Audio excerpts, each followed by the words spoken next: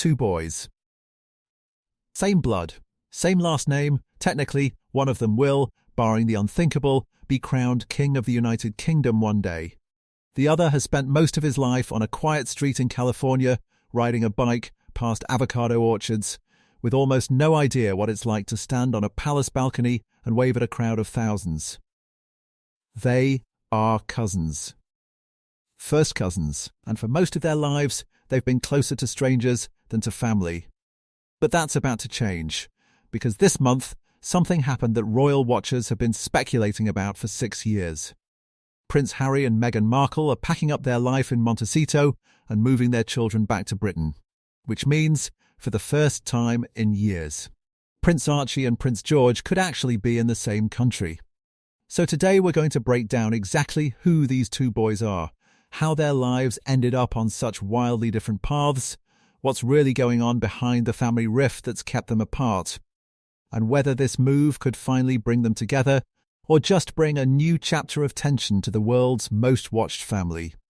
Stick around, because by the end of this video you'll understand not just the gossip, but the actual mechanics of how a monarchy decides who gets raised as a future king and who gets raised essentially as a private citizen who just happens to carry a royal title.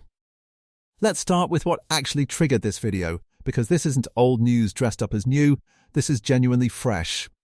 In the last few days, multiple British outlets, including The Telegraph and The Sun, reported that Prince Harry and Meghan are relocating their family from California back to the United Kingdom. NBC News and ABC News have since confirmed the broad strokes of the story, citing sources close to the couple.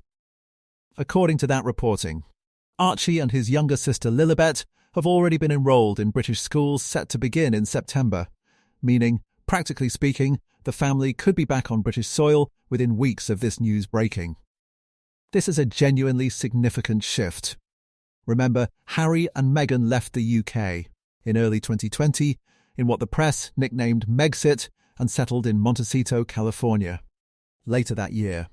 That's more than 6 years of raising their children almost entirely outside the UK, outside the traditional royal machinery, and largely outside the British press's daily reach. Now, it's worth being precise here, because a lot of outlets are running with dramatic language, and we want to give you the real picture, not just the hype. As of this recording, Harry and Meghan themselves haven't issued a public statement confirming the move. What we do know, based on multiple sourced reports, is that King Charles was informed of the decision directly and that the family is reportedly looking at a private, non-royal residence somewhere near London, not a return to any official royal property, since Frogmore Cottage, their old UK home, was handed back years ago. So why now? A few threads seem to be converging. Harry has spent years in a legal battle with the British government over his taxpayer-funded security detail, more on that in a minute, and there have been signs that arrangement might finally be settling into something workable. There's also the elephant in the room: distance from family. Commentators who know the couple have suggested that years of separation, especially as King Charles has dealt with a public cancer diagnosis, may have added urgency to Harry's long-stated wish to have his children grow up with some connection to Britain. Whatever the exact mix of reasons, one thing is clear: this move puts two royal cousins who have spent almost their entire lives worlds apart into the same country, potentially the same school system region, for the first time. And that's where this story gets really interesting. To understand why this matters so much, you have to understand just how differently these two boys have been raised. This isn't just one grew up in London and one grew up in California. It's a fundamental difference in what their lives are for, institutionally speaking. Prince George is 13 years old, and he is third in line to the British throne, right behind his father, Prince William, and ahead of his siblings, Princess Charlotte and Prince Louis. Barring a constitutional earthquake, George will one day be king. And the monarchy doesn't wait until adulthood to start preparing someone for that. From a young age, George has been gradually introduced to the machinery of public life, appearing at high-profile state occasions like trooping the collar, standing on that famous Buckingham Palace balcony, attending sporting events like Wimbledon and the World Cup alongside his parents.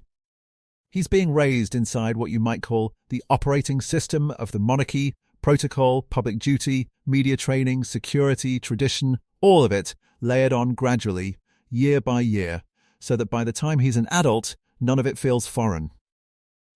Prince Archie, on the other hand, is 7 years old and 7th in line to the throne, a position that, realistically, makes his path to the crown almost unthinkable barring an extraordinary chain of events, and his parents have leaned hard into that fact.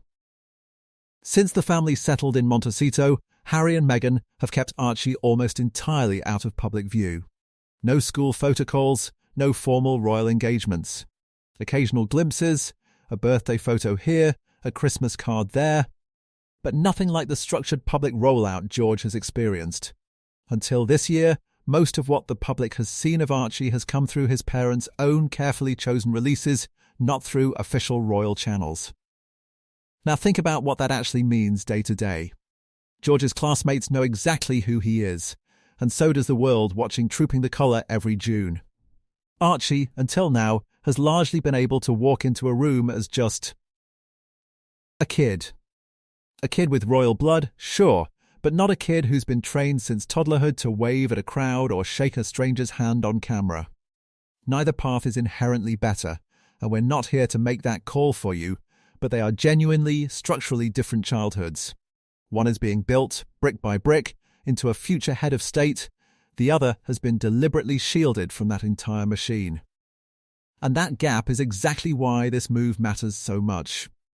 Because Archie isn't just changing zip codes. If reports are accurate, he's about to be dropped into an environment. British private schooling, British media proximity, potential future exposure to royal events. That's completely different from anything he's experienced before. You can't talk about Archie and George without talking about their fathers, because everything about these boys' relationship, or lack of one, traces back to the fracture between Prince William and Prince Harry. This didn't happen overnight. The tension between the brothers had been simmering for years before it became public. But it was Megxit in January 2020 that turned a family disagreement into a global story. Harry and Meghan announced they were stepping back as senior working royals, citing a mix of factors: media intrusion, mental health, a desire for financial independence, and reportedly, a breakdown in trust with parts of the family and the institution around them. What followed was a series of increasingly public airings of what had, historically, stayed behind palace walls. The 2021 Oprah interview, the Netflix docuseries.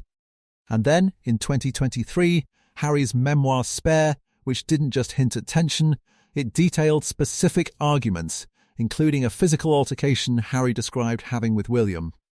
That book landed like a bomb. Whatever slim chance there had been of a quiet, private reconciliation got a lot harder after that level of detail became public record. Since then, sightings of Harry and William together have been rare, brief, and almost always tied to unavoidable royal obligations, funerals, memorials, rather than anything resembling a warm reunion. And because the adults' relationship has stayed frozen, the kids' relationship has essentially never had the chance to form in the first place. Commentators who follow the family closely describe Archie as having virtually no active relationship with George, Charlotte, or Louis. And Lilibet, who's younger still, likely has even less contact, plausibly none at all, with her Wales cousins. These aren't estranged adults who used to be close and drifted apart. These are children who, because of decisions made by the adults around them, may never have had a real chance to bond in the first place. There have been a few moments that hinted at what might have been. During a Sussex family visit to the UK, King Charles reportedly hosted a private gathering with Archie and Lilibet at Highgrove House, a chance for the king to spend time with his youngest grandchildren. But notably absent from that gathering, according to reports, were William, Kate, and their 3 children. So even when the door cracked open slightly on one side of the family, it stayed firmly shut on the other. Now, here's a piece of this story that doesn't get talked about enough, but honestly explains a huge amount of why things have played out the way they have. The fight over security. When Harry and Meghan stepped back from royal duties in 2020, a British government body called REVEC, the Executive Committee for the Protection of Royalty and Public Figures, downgraded the level of taxpayer-funded protection Harry receives when he's in the UK. Instead of automatic senior royal level security, his protection would be assessed case by case, based on things like his travel plans and a threat assessment at the time. Harry didn't take that quietly. He spent years, literal years, fighting this in court. He lost his initial High Court challenge. He tried, and failed, to get permission to simply pay for his own police protection out of pocket. He appealed. He lost that appeal too, with judges acknowledging his arguments were powerful and moving, but ultimately ruling that Revec's process was lawful. Why does this matter for Archie and George? Because Harry has been extremely direct, both in court filings and in public statements, that safety concerns are a major reason he's limited his visits to Britain, and by extension, limited how much time his children spend around family and around their cousins. He told the High Court back in 2023 that Britain is central to his children's heritage and that he wants them to feel at home there, but that this can't fully happen if he can't be confident about their safety. So this move back to the UK is happening against the backdrop of a security situation that, as far as public reporting shows, hasn't been fully resolved in Harry's favour. That's part of what makes this decision to relocate feel so significant. It suggests that whatever the state of that fight, the family has decided the benefits of being closer to home outweigh the unresolved tension over protection. Palace insiders have described Harry as deeply wanting his children to be part of what's sometimes called the family ecosystem, but that desire has, for years, been running headlong into logistics that are anything but simple. Let's zoom out and just lay the two lives side by side, because the contrast really is striking when you see it all at once. Start with role in the monarchy. George is being actively trained, in a soft but deliberate way, for a future as head of state.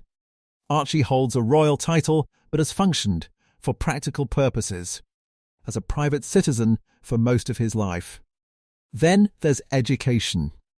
George is on a track that mirrors generations of Windsor men before him, traditional British schooling, with an eye toward the kind of elite institutions that have shaped monarchs and prime ministers alike.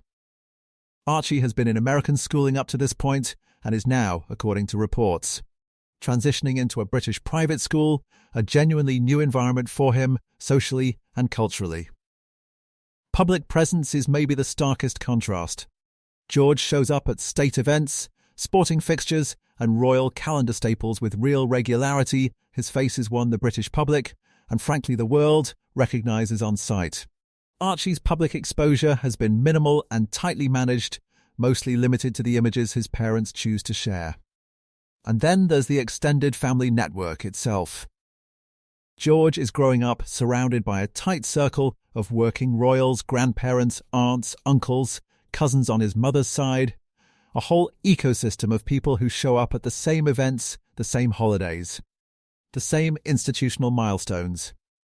Archie has, by contrast, been largely cut off from that paternal side of his extended family, not through his own choice, obviously, but as a byproduct of the adult rift. It's genuinely rare to see two children this closely related living such structurally different childhoods. Most royal cousins, even in past generations of family tension, at least cross paths at holidays or big family events.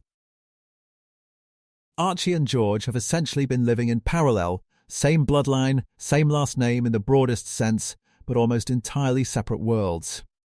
So here's the big question everyone's asking. Does this move actually bring the cousins together? On paper, geography stops being the excuse.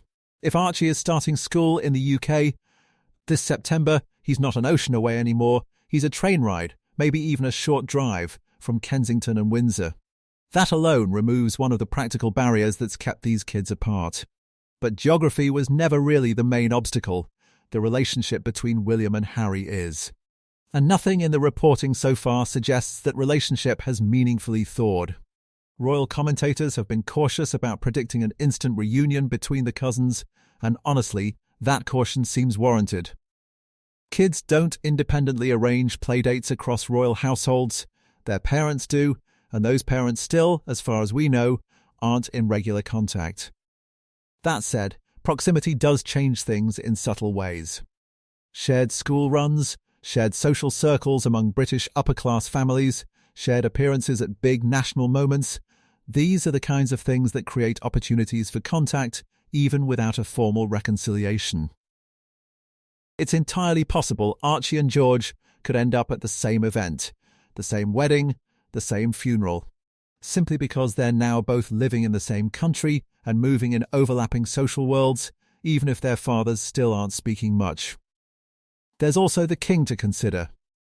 Charles has reportedly made efforts to spend time with his Sussex grandchildren when he can, and as monarch, he has both the motivation and, frankly, the convening power to bring the wider family together for significant occasions, think coronation-adjacent events, jubilees, or major royal milestones. If Charles wants both sets of grandchildren in the same room, he has more leverage than almost anyone else in this story to make that happen. So the honest answer is, this move creates the conditions for a cousin relationship to finally form, but it doesn't guarantee one. Whether Archie and George end up spending real time together probably depends less on real estate and more on whether William and Harry ever find a way to be in the same room without it becoming a headline. Here's why I think this story has such a grip on people. Even those who don't normally follow royal news, it's a family estrangement story wearing a crown. Strip away the palaces and the titles for a second, and what you actually have is an incredibly relatable situation. Two brothers who fell out badly, whose falling out then rippled down to their kids, who are growing up barely knowing each other through absolutely no fault of their own. Anyone who's navigated a fractured family, a sibling rivalry, a relative who's become estranged, recognizes the shape of this story immediately. The stakes are just dialed up to 11 because one side of the family also happens to run a 1,000-year-old institution. There's also something quietly poignant about the idea of two 7- and 13-year-old boys who share grandparents, share a surname, share a bloodline going back centuries, and who might, for the first time, actually get to know each other, not because the adults finally patched things up, but almost despite the fact that they haven't. And that's really the story we're watching unfold in real time. Not a fairy tale reunion. Not a clean resolution, just two kids about to occupy the same country for the first time in years, while the grown-ups around them are still figuring out whether they can even be in the same room. So where does this leave us? Prince George continues on the path he's been on since birth, groomed, gradually and deliberately, for a role that will eventually put the weight of the British monarchy on his shoulders. Prince Archie is about to step into a version of Britain he's barely known, in a British school, potentially within reach of relatives he's rarely, if ever, spent real time with. Whether that translates into an actual relationship between these two boys is genuinely an open question, and honestly, one that may not have a clear answer for years. What we do know is that the geography just changed. The excuse of they live on opposite sides of the world no longer applies. What happens next depends entirely on whether the adults in this story are ready to let their kids do what kids naturally do, which is form relationships without carrying the baggage their parents are still working through. We'll be tracking this closely, because if there's one thing we know about this family, it's that this story never really stops moving. If you found this breakdown useful, hit subscribe, because we'll have updates the moment there's real movement on this, whether that's confirmation of the family's new home, more details on Archie's school, or, fingers crossed, an actual sighting of these two cousins together. Drop a comment. Do you think Archie and George will actually build a relationship now that they're finally in the same country? Or do you think the rift between their fathers is just too deep to bridge, even for the next generation? Thanks for watching. I'll see you in the next one.